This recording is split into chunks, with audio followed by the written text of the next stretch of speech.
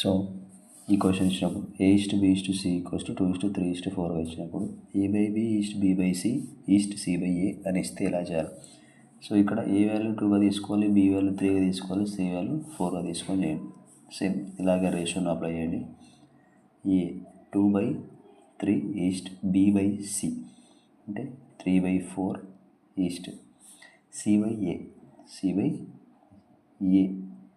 C అంటే ఎంత 4/A అంటే 2.